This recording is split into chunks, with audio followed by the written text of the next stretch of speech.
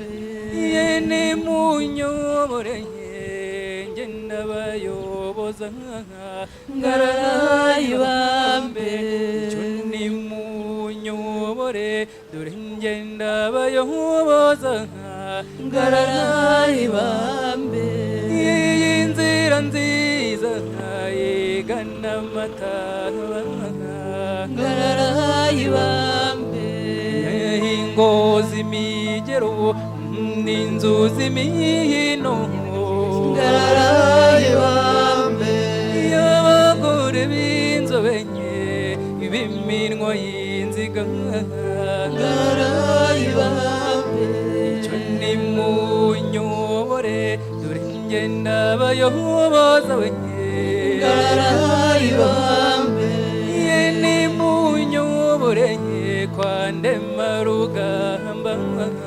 ngarayibambe. Would you dance if I asked you to dance? Or would you run and never look back? Would you cry if you saw me crying? Would you... mbere yo kugira ngo dusenge nagira ngo mubanze mubampera amashyi kuba baje kudusura ngaha mwese mutange amashyi. Buri aka kanya tugiye gusenga ngo gahunda iri bukurikire nawe uri mu ijuru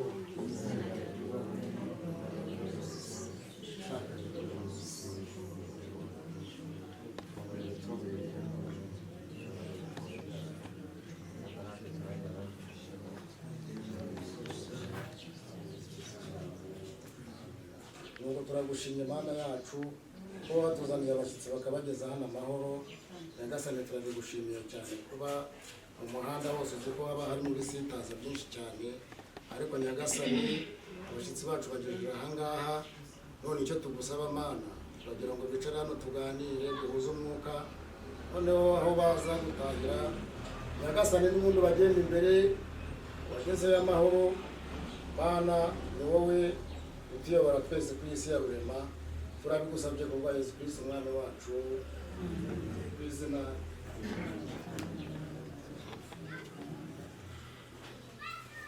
Muri aka kanya rero bagiye gukurikiraho abashyitsi bacu bageze ahangaha, ariko iyo abashyitsi bageze ahangaha bageze muri Kayonza Murundi, kandi Murundi yacu mujya mwumva amateka ko turi mwaborozi. Ubwo rero uyu mwanya turagira ngo umworozi burya kugira ngo amenye ko yorora neza nuko inka ayikuramo amata tukabona amata yo kunywa. Uburyo uramutse umuntu yoroye ibimasa gusa ntabone amata anywa ntabwo yaba yoroye neza. aho nahereye guha amazi kandi ziwanyu zikamwa zose, kandi ziwanyu zikamwa zose. uriye manuya uriye ngongose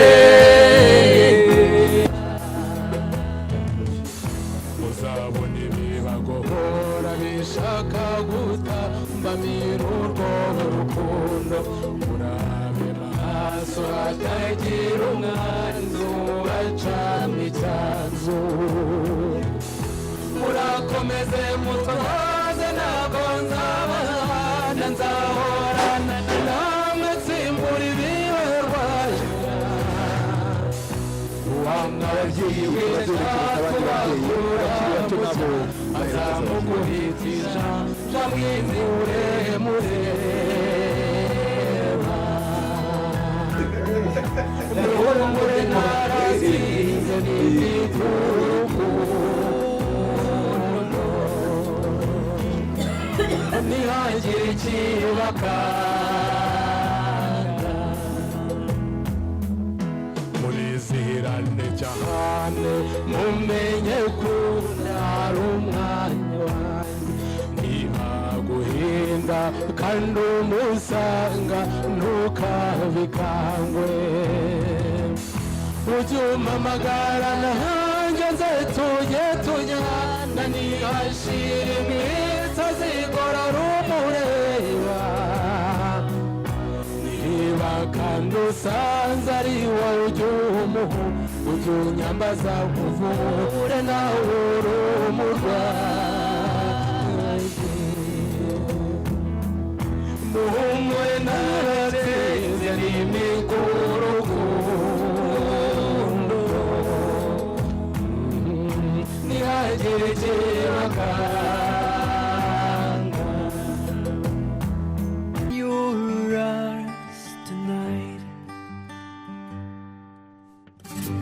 I can be a hero, baby. I can kiss away the pain. I will stand by you forever. You can take my breath away. aho bigeze ugomba kwivuga ubu aho tugeze tugiye kwisanzurana twibwiranye yewe uhagaze aho imbere yanyu yitwa Magimana Frederic akaba ari igihe umusangiza w'amagambo mu mwanya n'ibi birori byacu nkaba Matiyasi ari inshuti yanjye nkaba n'inshuti y'umuryango ubwo rero uyu mwanya turagira ngo tuwubahe mutubwire ikitugenza ubwo nabanje kugira aho hepfo boroheje ubwo ni karibu umwanya ni uwanyu mwisanzure mwidagadure Kayonza ni amahoro Rero abarokore turavuga ngo haleluya. Amen haleluya niyeza kuzwi Amen Frederic kanga mbanzirize kuri wowe urakoze buriya mbere yo kunatubwira ko witwa Frederic njye nari nabonye kuri umuhungu wa Rwibasira imfura ye rwose kabiri umusaza wa Barbara n'abandi kandi ndumva ntibeshyeho kimwe ntabwo yose kimwe ndagushimiye rero muri byinshi batuzirikanye none duhaye uwo mwanya wo kugira ngo wowe tumworoshye tubibwire usibye ko mwatuzi ariko ntabwo ari bibi kuzivuga ntabwo ari bibi none nyakubahwa Matiyasi gusa mwanyemerera tukongera tugahoberana niwo mugenzo niwo muco kandi nta mategeko abihaniye n'umuryango wa birori muramukanije none rero nagira ngo mbabwire amagenzi yacu muvandimwe Frederic ati tugira ngo tumenye ese mwaje mute mufitiye irihe banga ariko ikibanze natwibwire yego ndumva nsa naho nabishyize mu magambo ahinnye uyu ni umuryango wa birori waje ugana umuryango wa Rwibasira Matiyasi ariko nk'uko Frederic yabigenje njyewe uvuga nitwa bene abambatije rero Verite ni umwana w'ikibeho urumva ntabwo yareka kubatizwa iwacu ni muri Nyaruguru hanyuma rero Birori ni umuvandimwe hari abana ba Birori hari n'ababyara babo babaza uko mubabona utitwa Birori ni mubyara w'abana ba Birori uyu ni Birori hagati aho yarabatejwe n'uriya nawe yitwa Birori uyu ni Birori uyu ni Birori uyu ni Birori uyu ni Birori hariho Kadogozi hari n'Akadogo Birori muto yari yicaye hariya abo bose rero ni ba Birori hanyuma abandi nabwiye ko ari babyara babo nabo kwa nyirasenge nabo kwa ba nyirarume rero muranyihanganira nababwiye ko ku mpamvu z'amateka ndi umunyarwanda w'igice mvuga indimi nkazivanga ibitekerezo byanjye ndabivanga ariko ntabwo narezwe nabi sinigeze njya mu itorero rya kinyarwanda nk'uko abakera babigenzaga ariko itorero narerewemo rya gikirisitu ryanyigishije kuvuga amagambo aboneye mu buryo nshobojwe kandi mu mwanya nyawo. Aha rero muri uru rugo, muri uyu muryango ngomba kwitonda kugira ibyo mvuga genda ngatana nubwo ijambo ry'Imana ritabinyemerera. Ngomba kuvuga amagambo aboneye bivuga ngo mu bintu byatuzanye hari n'amagambo abiri gusa nshobora kuza kuvuga mu buryo burambuye ariko ay'ingenzi ni abiri. Irya mbere ry'ibanze ni iryo gushima, irindi rya kabiri ni iryo gusubiza icyifuzo cyanyu. Kwa Birori bunze ubumwe no kwa Rwibasira mu gihe igihugu kitari kimeze neza cyangwa isi yose ku buryo ibintu byinshi twabikoreye i Kigali. Birumvikana rero kugira ngo uyu munsi tuze hano mu rugo ku ivuko. Ababyeyi, abagabo, abasore, inkumi babonye Lidiya akorera muri uru rugo, akubura mu gitondo kuvuga, ajya mu kabande guhinga, akagurizanya nabo ndabizi nabaye mu cyaro, bakaza kumva ngo Lidiya ubu ngubu si uwa Rwibasira gusa, yabaye n'uwo kwa Birori. Mu magambo make nko kugira ngo nanone tubwire abatari bahari cyagiye twaganiraga yuko Lidiya atakiri uwanyu mwenyine. Ni ukuvuga ngo amarembo yaragutse. Nkomeza kubabwira rero utuntu twaho nabaye uri ahantu wabaye imyaka 30 n'iyindi, akaba ari naho wigiye kuvuga ubuzi ibyaho byinshi kurusha ibyahangaha. Baravugaga ngo bane banje muragasanzara. Ni ukuvuga ngo ubundi iyo umwana yavukaga, murabizi ko twita umwana izina no mu Kinyarwanda, hanyuma tugakora umunsi mukuru witwa ubunyano. Hano niko mubyita. Rero umwana mu Kirundi rero iyo yavukaga uwo munsi ukagera, mumbabarire ngereranye iyi ngofero n'urutaro, bafataga urutaro bakarusasamo neza bagashyiramo wa mwana, ba nyirasenge bakamusohokana, ise na nyina bakaza babaherekeje. Bagera aha ngaha hanze hariya babaga abantu nyine bagandaje bicaye, bakaza rero wa mwana bamuzanye gutya, nyirasenge niwe wamuzanaga, yagera aha ngaha akagira atya akongera akagira atya. Ubusobanuro uvuga ngo bamweretse kandi bamuhaye u Burundi.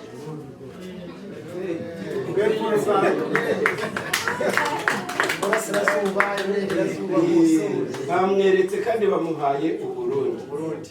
Bivuga ngo nka wa muco wacu wa Kinyarwanda wa kera, mvuye i Kigali nkaza aha ngaha ngasanga akana kariho karakubagana gakora utuntu tutajyanye, sinitaga ngo nuko natuye aha ngaha, nafataga umwana nkamufata akanyafu nkamukubita, ntuzongere gukora biriya.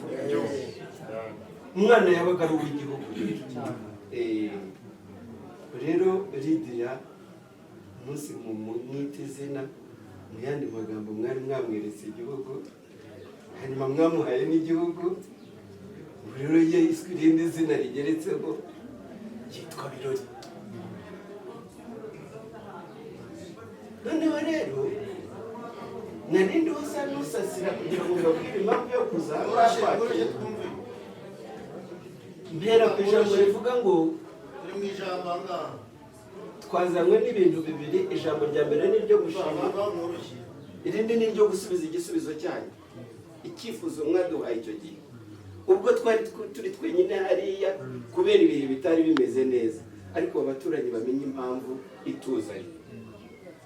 Rero nababwiye yuko imico myiza turayiga kandi tukanayigana.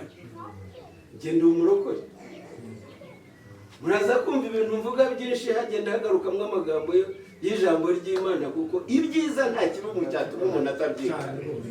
Kandi na cyane cyane iyo ngerageje no gusa n'usanisha nsanga ntaho bitaniye n'umuco wa Kinyarwanda. Ibidasa n'iby'ikinyarwanda sinabivuga, ariko ibyo mbona bitangiza umuco wa Kinyarwanda ngomba kubyifashisha. Muri Bibiliya rero kera aho ngaho mu Isirayeli tujya twumva ni igihugu cyo mu mahanga, ariko ababizi tuzi yuko havutse umucunguzi w'isi n'abantu. Habayeho umugabo witwaga Elukana, akaba yari afite umugore witwa Hana. Harashakanye nk'uko n'abandi bose bashakanye. Bibiliya ya Kinyarwanda iravuga ngo uwo mugore Hana Imana imuzibinda, ariko ntabwo ari ijambo ryiza, rirakakaye, mu mbabarire mbivangavanga. Ubwo icyabayeho n'iki? Nuko wa mudamu mu myaka yamaze muri urwo rugo rwe yabaye imyaka y'urugendo rurerure, urugendo rurimo amakona menshi. Yari afite umugabo umukunda, bari bafite ubutunzi buhagije, ariko ntabwo bari banezerewe, kubera ko igihe bihaye bo ubwabo, kuko igihe cy'Imana iyo kitaragera nta gishoboka, bo bibwiye ngo Hana yabaye ingumba. Ni ukuvuga ngo iyo byagenze bityo rero abantu bashakisha mu nzira zose zishoboka bashoboye kugira ngo icyo kibazo gikemuke. Bimaze kubananira umugabo atuzi n'ibindi genda, bashobora kuba baranumvikanye n'umugore, avuga ati yewe rero ndabona nagenda bishakira undi mugore. Avuga yuko ngo yitwaga Penina, niko muri Bibiliya handitse. Penina we yaraje arabyara koko. Urabyumva ko mu mutima wa Hana ntabwo byari bimeze neza, hari akantu kandi kababaye. Noneho umugabo yasaga navuga ngo yarabyibagiwe ibyo kwa Hana. Cy'ingenzi ni uko rimwe mu mwaka iyo bajyaga gutamba ibitambo yamugiriraga neza, akamwereka yuko amukunze. Ariko Hana ibyo ngibyo ntabwo byamurutiraga umugisha yifuzaga muri urwo rugo. Ariko noneho nigeze kubabwira iby'aba mwana w'ikirara. Hana yagize umugisha, abyirukira mu muryango usenga, uzi yuko ibyananiye abantu bose igisubizo cyacyo ni hehe? Ni mu nzu y'Imana.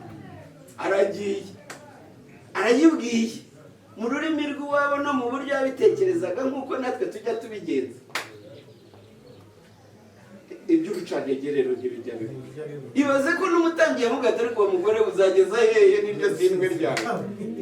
Agahinda kamurenze, yananiwe kuba yanamubwira, kuko ibyo aho byari bigeze n'umutangiye ntabwo yarakwiriye kumubwira. Yari we n'Imana, kandi abo bantu rero numva aribo banakomeye. Ubundi nicyo tujya tubura, wowe n'Imana yawe ukayegera ntawe ukuvangiye, ukajya aho witaje ntawe ukuvangiye,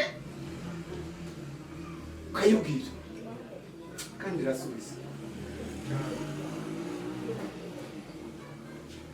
Hano rero muri izo nzira zose byarangiye asobanuriye umutambyi ati ukagira Imana we, ni ukuri pe, wibaza yuko umuja wawe ndi umugore w'ikigoryi, ahubwo ndi gusuka amaganya yanjye imbere y'Imana.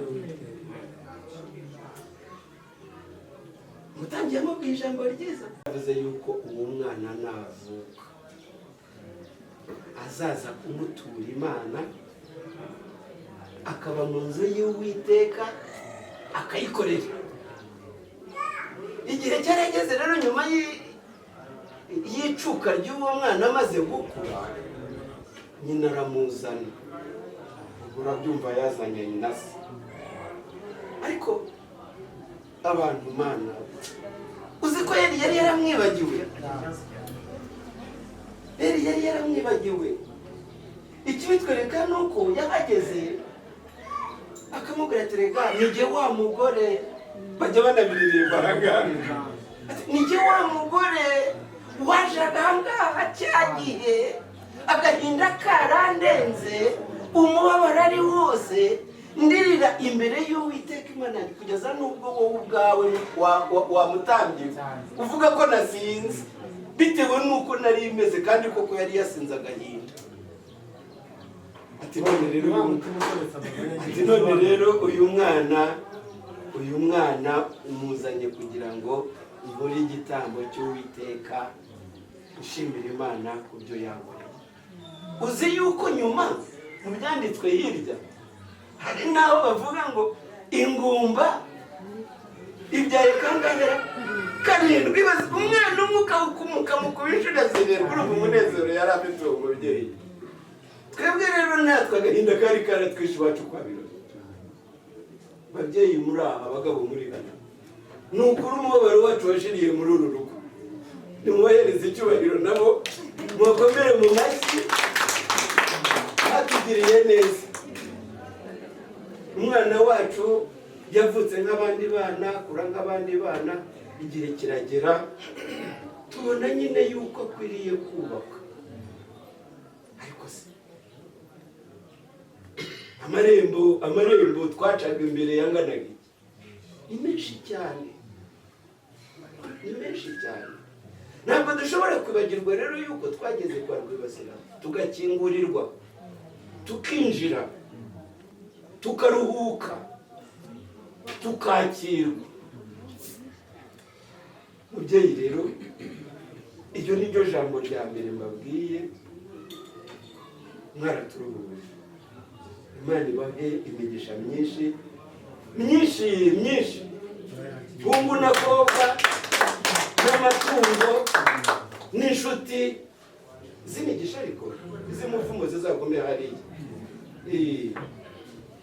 Twaje tuje kubashimira, tubabwira ngo mwarakoze kuko mwatwemereye kugira ngo mube inshuti zacu natwe tube inshuti zanyu, kandi natwe icyo twabemereye ni ukuzabaha amaboko yacu, nta kindi twakora. Uretse ko n'abakobwa turabafite natwe, kandi nkaba tukaba tuzi ko wanyu mufite abahungu. Igihe icyo ari cyo cyose mwakinguye amarembo, natwe muzaze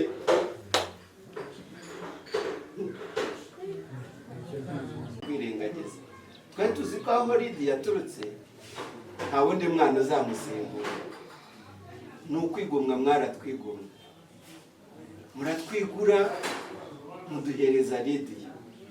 Ariko mu ijambo twaganiriye habayeho kuvuga ngo turamubahaye, ariko natwe aracyari uwacu. Cyakora nagenda arare mu bitugu by'uwo muhungu wanyu, igihe nigisohora mukababona bikwiriye, muzamwohereza azaze kudusura.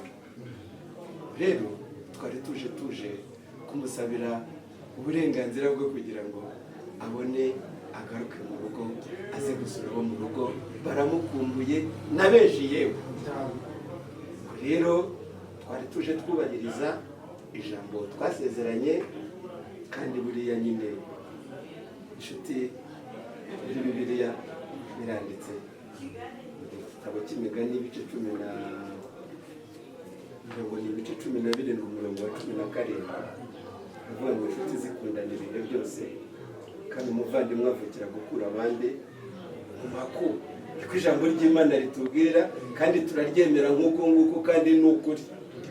None rero muvandimwe, nta kindi narenza hejuru y'ibyo ngibyo. Lidiya yaje, aho muri buze kubonera ari ngombwa muramuha uburenganzira ajye kureba mu bikari, n'ababyara be babonane, n'abandi ba nyirasenge n'abandi yande baganira. N'icyo rero cyatugenzaga. Murakoze, Imana ibahe umugisha.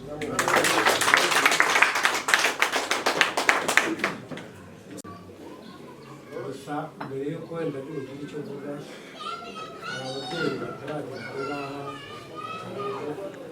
batari kumwe natwe hano, bagira ngo babanze baze Frederico arabyumva se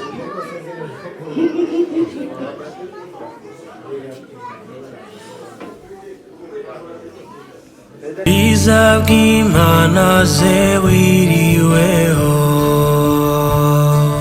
zanze umubyeyi wamaye byinshi mama wambyaye nza kwitura iki ko wanyikundiye nkiri mutoya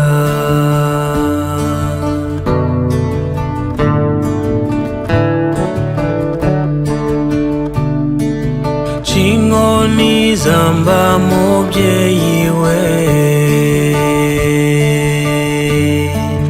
ko wamenyereje impuhwe nyinshi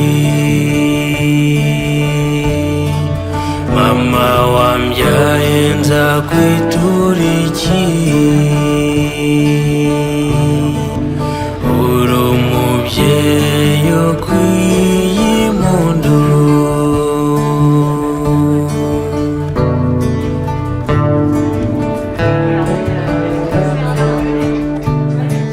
nsanze umubyeyi anyihoreze ko nakubereye fura mbi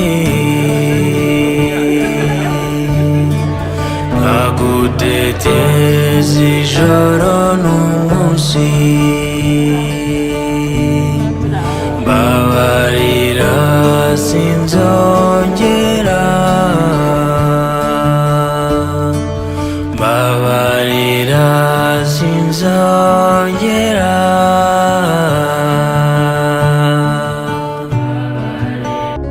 bavuga yuko beza babyiruka mu myaka yose nyamara wowe hogoza n'ubu ntabwo uragahinyuka bituma nkuratanya niga igikundiro bituma nkuratanya niga igikundiro barakoze cyane gusubiza abashyitsi barishimye natwe twishimye twishimiye uburyo mwaje kudusura mwaje no kureba aho tuva imiryango turayishuhuje ariko icyasigaye turagira ngo Ngabire n'umufasha we ugereje umutware we n'umugabo we bahaguruke noneho bano basa uru n'umusaza n'umukecuru nabo baza basuhuza abana babagwe mu bitugu bise bashirana urukumbuzi basuhuzanyije n'ubundi mu buryo busanzwe ariko turashaka kugira ngo bigereje ubu ababyeyi basuhuza abana bigereje ubu rero bavuga yuko beza babyiruka mu myaka yose nyamara wowe hogoza n'ubu ntabwo uragahinyuka bituma nkuratanya niga igikundiro bituma nkuratanya niga igikundiro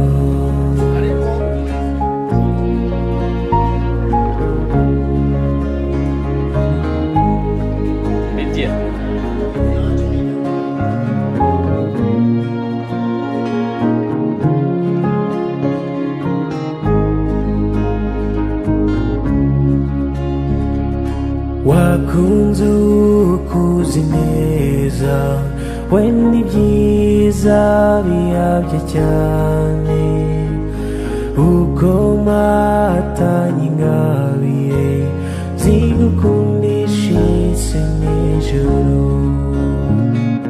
bituma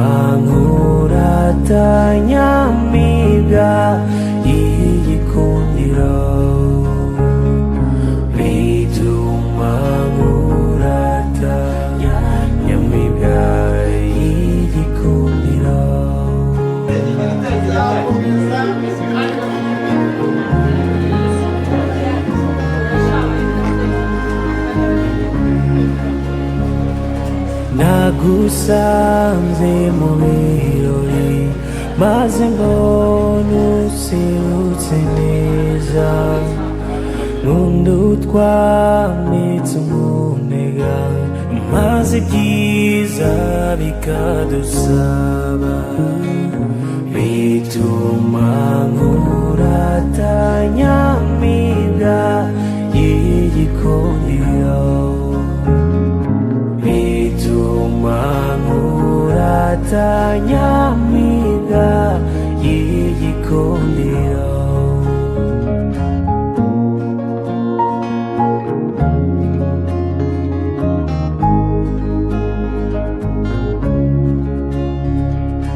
genda wambara ikamba kundukeshe bageze wihakanye umuryango komeza upfuye kutwiruka bituma nkuratanya mpinga y'igikundiro bituma nkuratanya nyamibwa y'igikundiro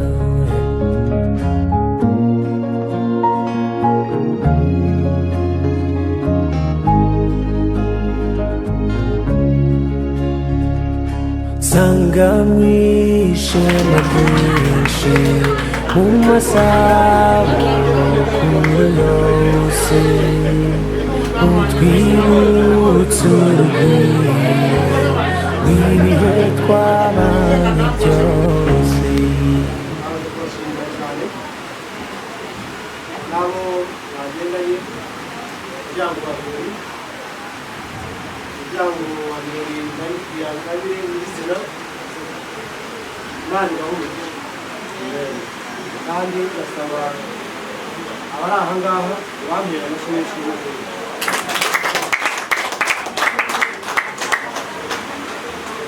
mu by'ukuri rero icyo nifuza kugira ngo yongereho kuko nashimiye abavandimwe bene inka mu cyifuzo twari twagiranye cyangwa twaganiriyeho tubuye tubuye imana irakoze cyane abaturanyi rero inshuti z'umuryango bavandimwe ndagira ngo babwire harimo abatumvise ibyo bene inka yahoze bavuga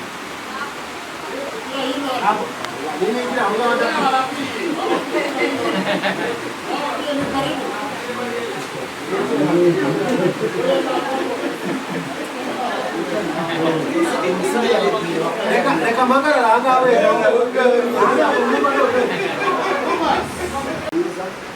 nk'abantu bumvise icyifuzo cyacu kandi mukacyubahiriza none mukaba mwashoboye kikaba cyageze imana irahumugisha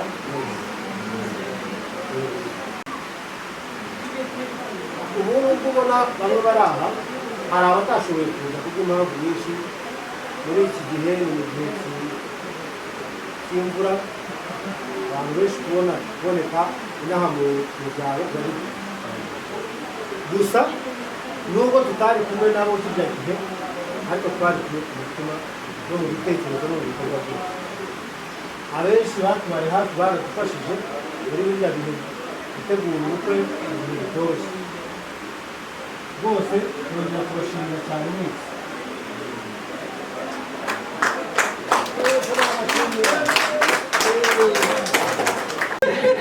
akarara muganiriza akarara mukora mu bisage niko abanyarwanda babigenzaga ariko nyine mutwihanganire nanone uyu munsi mutubere imfura nka cyagihe ariko uyu muhungu wacu tugende tumutota tumubwira tuti ubu umugore nakubwira ko ashaka kujya kureba nyirakuru uzamurekure azabikora abikora bikuye ku mutima amuha icyumweru amuhe bibiri amuha ukwezi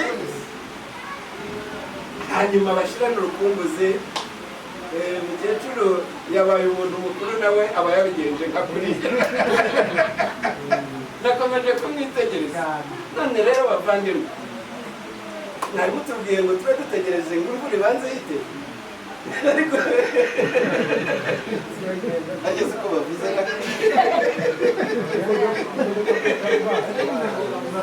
turakomeza tuganira ari na ngombwa ahubwo munyemereye nk'uko twinjiye ahangaha mugashimira Imana yuko mutubonye turi bazima nta mpanuka yabaye ntake mutwemerere natwe tubasabire umugisha kuko ijambo ry'Imana rikomeye aho muzajya hose bakabakirana urukundo n'urugwiro n'ibyishimo mujye musiga mubasabire umugisha natwe rero uwo mwenda ntitwawujyana ubwo munyemereye muhaguruke dukore ibinyuranye n'ibyacyagiye hanyuma bikabanza bwire n'abariya beza tureke twumve bagiye kudusengera isengesho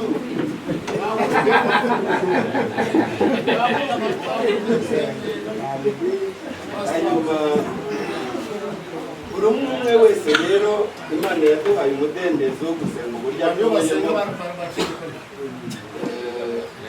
ahangaha sinshidikanya ko hari abantu b'abaporoso hari akaririmbo tujya turirimba iyo dutangiye gusenga tubanza kuririmba ni akaririmbo gatoya ariko gafite amagambo nkunda angura ku mutima indirimbo ya 25 mu ndirimbo zo gushimisha Imana ivuga ngo Uwiteka ni umunyembabazi.